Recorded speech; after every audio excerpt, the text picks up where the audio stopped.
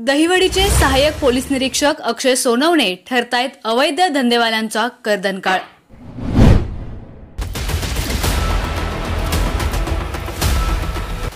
दहिवडीत स्वाती मंगल कार्यालयासमोर 71,000 रुपयांची विदेशी दारू जप्त। पाहुयात सविस्तर बातमी।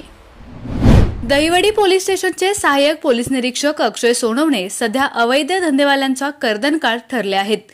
त्यांनी कारवाईच्या घेतलेल्या आक्रमक पवित्र्यामुळे अवैध धंदेवाल्यांचे धाबे चांगलेच दणाणले आहेत।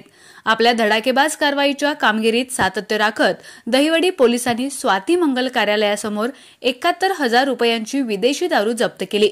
त्यांच्याकडून मिळालेल्या सविस्तर माहितीनुसार लोकसभा निवडणुकीच्या अनुषंगाने जास्तीत जास्त अवैध धंद्यांवर कारवाई करण्याबाबत पोलिसांना वरिष्ठांकडून आदेश मिळाले आहेत। त्यानुसार दहिवडी पोलीस स्टेशन हद्दीतील गोंदवले रोड स्वाती मंगल कार्यालयासमोर लोकसभा निवडणुकीच्या अनुषंगाने नाकाबंदी चालू असताना MH11 BR 1125 या मोटारसायकलवरून 2 इसम प्लास्टिकच्या पोत्यात काहीतरी घेऊन येत असताना दिसल्यानं पोलिसांच्या संशयी नजरेनं ते सहज हेरलं। त्यावरून पोलिसांनी त्यांच्या गाडीची तपासणी केली।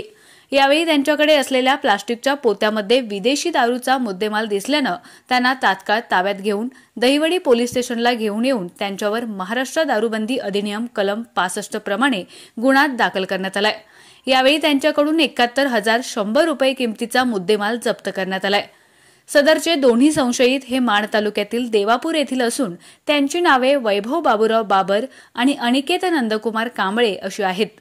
सदरची कामगिरी ही उपविभागीय पोलीस अधिकारी अश्विनी शेंडगे यांच्या मार्गदर्शनाखाली सहाय्यक पोलीस निरीक्षक अक्षय सोनवणे, सहाय्यक फौजदार अरुण दुबळे, पोलीस हवालदार विठ्ठल विरकर, पोलीस हवालदार बापू खांडेकर, पोलीस नाईक Ravindra Khade, police constable Ganesh Pawar, police constable Sagar Lokhande, police constable Ajinath Narbat आणि महिला पोलीस कॉन्स्टेबल सरस्वती करचे यांनी केले।